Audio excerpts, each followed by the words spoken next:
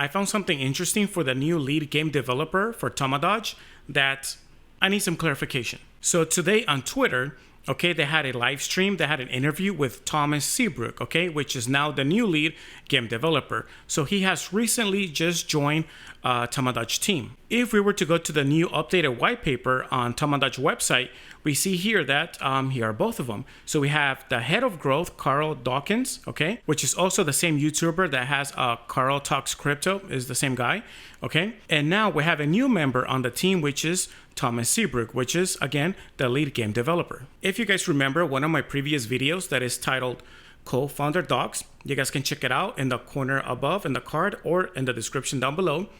I mentioned there that Carl, he joined Tomadodge. He was searching for a team and then he joined.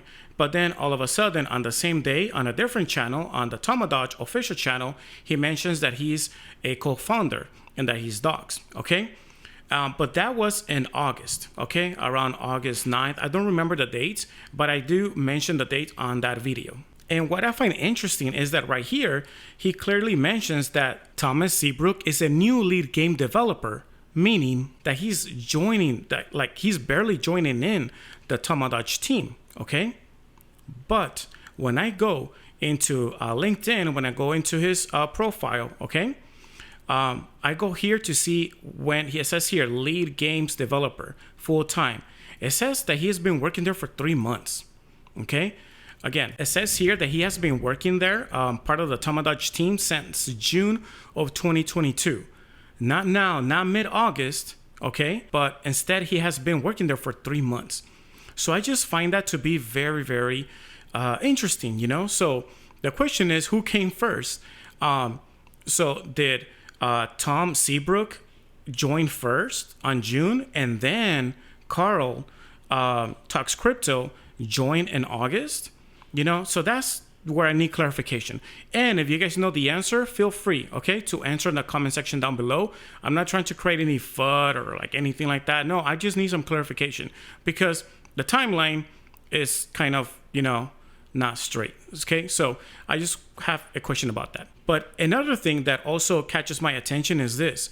During his LinkedIn, okay, it doesn't like, and also is the same photo, okay? Not that there's something wrong, but if we notice here, is the same picture here, is the same picture there.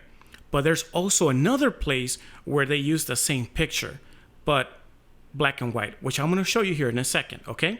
So just look at here at his history. It mentions tech director, Games and Interactive. He worked there for 3.5 years. Everything is fine, okay? His skills is not in question. My question is, and this is where I need another clarification, is that why is it here? It says Star Digital CG Agency, like all these, you know, his pretty much his resume, his work history, which is perfect. Why is it that they don't include this? You see right here, it says Unity developer, which is awesome, which is perfect. So here's the other picture that I mentioned that is in black and white. Again, that's not the problem. That is fine. That is perfectly fine. Where I'm having issue here is that this company is called Crypto PR, okay? It says the #1 crypto marketing agency, okay?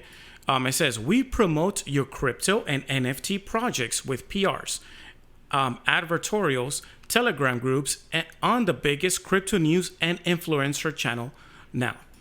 It says, promote your project now. And here are the brands that they have already worked with. So we have here all these brands, okay? Which is not the problem, okay? Which is, okay, it's cool. And then they kind of put it out there to the news outlets, which are, some of these are also mentioned on their website, okay? Like bitcoinrighthere.com. So if we go here to the website, they kind of mention some of these as well. Like we see here, Yahoo Finance and Analytics Insight, MarketWatch, like all these outlets, okay? All of these news outlets, and that's fine. My issue is that why is it that this right here is not on his resume?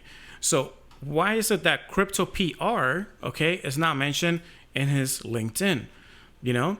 Like, I mean, if this is a very prestigious big company working with all these name brands, I would guess, you know, I mean, it would be in the person's best interest to kind of not to show it off, but like to be like, hey, we're working with big brands, with big companies, and at least mention it here, okay?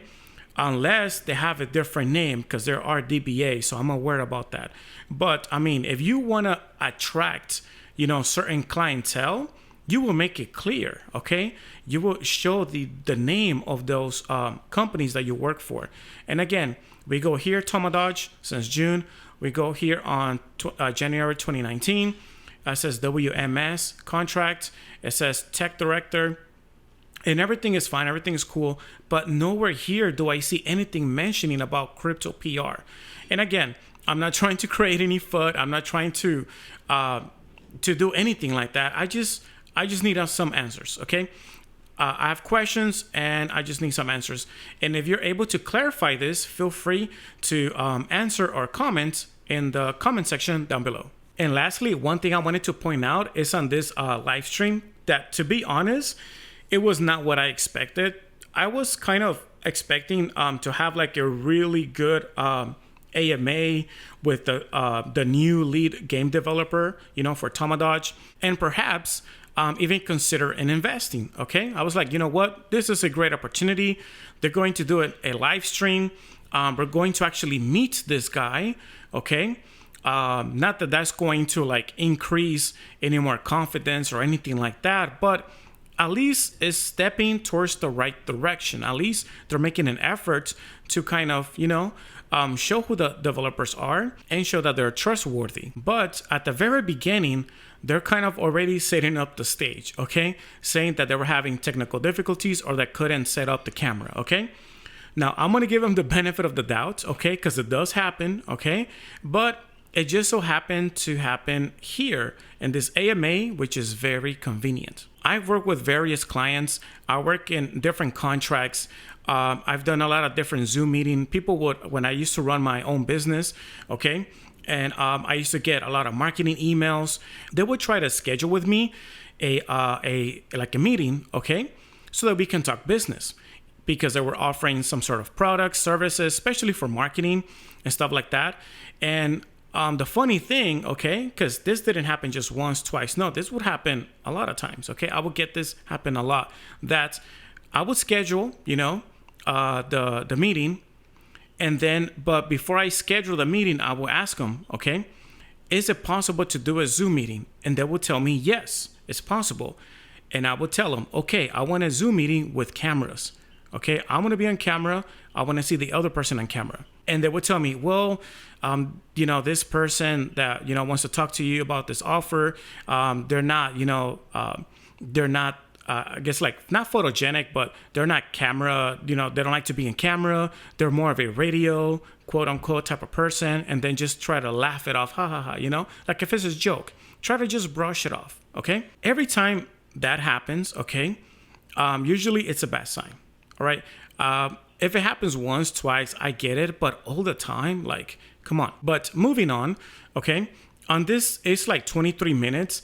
And out of the 23 minutes, who's doing most of the talking? Okay, I was expecting maybe the lead game developer will have a lot to say. You know what? This is his time to shine. Okay, this is his time to kind of put himself out there to like really show. Tell us about his skills or something like that.